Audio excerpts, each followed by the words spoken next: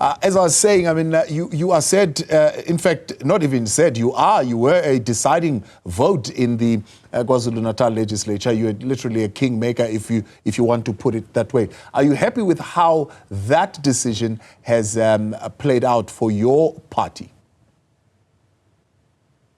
Good evening to our viewers, and good evening to yourself, my brother.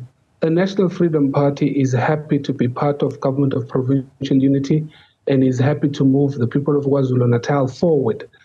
We are also happy that now we are going to engage in terms of government of local unity with the relevant stakeholders as per our agreement. So one would have expected you to have taken a seat in the legislature. Why opt not to be in that legislature?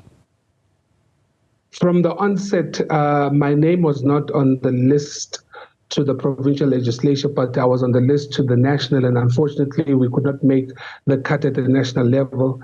And we were moving forward with our original agreement as an organization that as of March, we did have an intention to locate myself as a councillor in the Zululand District Municipality, and we led the process of IEC and the local government, the municipality, to follow the due process. Now, it so happened that after the national elections, now my name was forwarded to the municipality to replace a certain councillor which we had removed as an organization. Yeah. You have, of course, rejected the advancement by the MK party to be on their side and form a government there. Now, others are saying if the government of national unity does not come together between the DA and the ANC, in fact, it's the leaked letter from the DA that says, remember that the KZN coalition hinges on what happens at national level. Do you think there could be a reversal of that arrangement? Ours, as the National Freedom Party, we would plead with both the ANC and the Democratic Alliance to put the people of South Africa first, because right now the people want a government of coalition. So both parties need to compromise. Both parties need to put our people, in particular the poorest of the poor, in front, and then advance the party's needs there afterwards. But at the end of the day, we will judge both the ANC and the Democratic Alliance. Did they put the interest of our people at heart, not the political party needs? Yeah. Now, the Zululand District Municipality is one of those district municipalities that certainly has made headlines for all sorts of negative reasons, including money that would have been lost unexplained in that council. How do you think your involvement in the government of local unity will assist? We all did agree that when we look at government of local unity, we will all come as a collective leadership in terms of solving problems, and where one needs to put in their best advice, we will put in best advice following all sorts of legislations that are required to govern local government.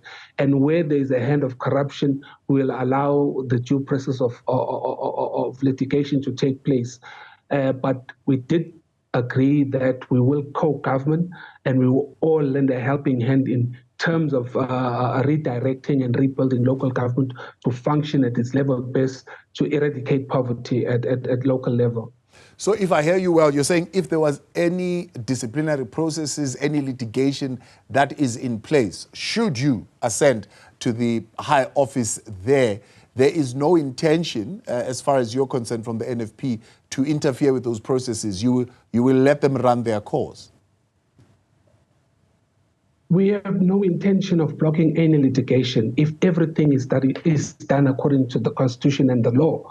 So we cannot block anyone from being disciplined. We cannot block any probe into maladministration and corruption. All that what we want as NFP is to change people's lives. And if there is any third hand of corruption, we'll allow the law to take its course. We cannot block that. And we are not here to do witch hunt.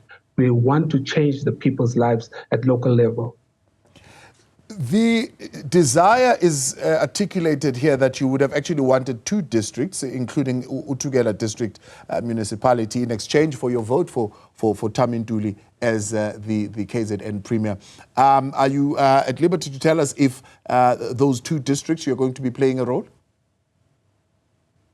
We did articulate with the IFP and the ANC in two separate meetings that the National Freedom Party wants to look at local government where we are all involved as parties. We did mention that we want to play a more critical and more forward role in these two districts in particular. But we have over 7 municipalities where we need to be involved as NFP. We still don't want to become backbenchers. And we trust that the IFP will honor their end of the agreement. And from a telephone meeting with one of the IFP leaders, where we agreed that whatever we had engaged on as political parties, they will make sure that they keep their end of the bargain to make sure that the functionality and the unity remains intact at the provincial and at the local government level. So the honors right now rest in the hands of the IFP to make sure that the government of provincial unity and local unity is not destabilized. You know what was striking with your announcement of joining the provincial government of unity was the fact that you highlighted that even though you are joining, there are still some reconciliatory talks that would need to happen between your party and the IFP. I'm putting that ahead because I want to ask you this next question. Do you trust them that they will certainly deliver on what they promised? The current leadership of the IFP, we trust each other. They trusted us to make sure that they take lead at the provincial government. We did honor our end of the bargain. We also really trust that they will honor their end of the bargain. Where we have declared our interest to take lead, they will truly support us all the way because ANC has confirmed in support of the NFP in leading at local government in certain municipalities of our particular interest. The IFP has promised to support us. We're just waiting for them to have their own special caucus meeting, and then they'll revert back to us whether they are in agreement. And if it requires for us to continue negotiating and discussing, at the end of the day, it's not a rush. It's a matter of agreeing in principle and making sure that we respect each other and we govern with unity and trust. When do you expect those reconciliatory talks to happen? How soon? I mean, are you still just trying to work out these processes of setting up the government of local unity, and thereafter is something that you will explore? Reconciliatory talks are a process, my brother. But currently now we are all so focused that the government of national unity is established, and we know that there are a little bit of hiccups at the national level. So I know the IFP has interest at the national level that they make sure that they become government of national unity.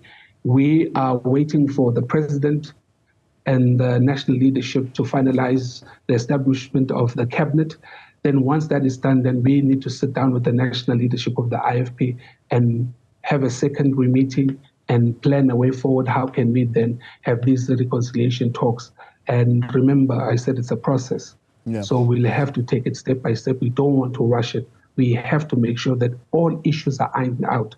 So when we forge a government, there's no gray patch that is still left. How would you describe your relationship currently with now the MEC of CoGTA, who was previously the mayor of the Zululand District Municipality? I would describe our relationship as cordial, and we still do need to sit down and engage with him personally.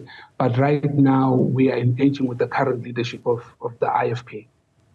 And you don't see, I mean, your posture of saying, well, if there are issues, litigations that I suppose would directly impact on him as the previous mayor of that district, could create tensions in your relationship with him now as CoGTA MEC in the province? Litigation cannot now force us to have tensions. If he has a question to answer, he must answer those questions. If he has to go before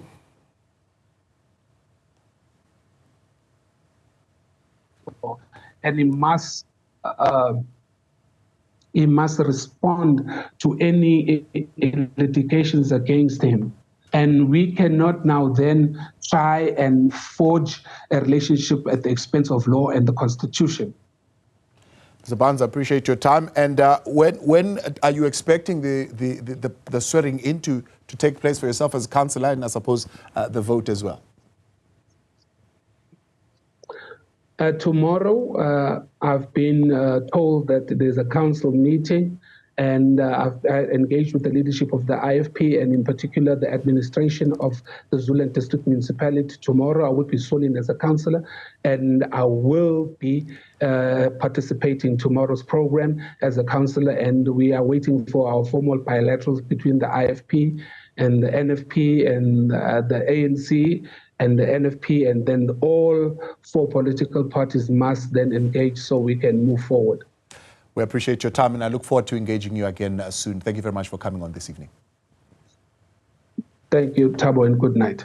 That is the president of the National Freedom Party there, Irvin Barnes, being sworn in tomorrow as a councillor, and there will be some bilaterals happening between the IFP, the NFP, the ANC, the NFP, on taking leadership, as he puts it, in key positions in the local municipalities in which they have expressed interest in. Right, let's take a break. In Focus continues shortly.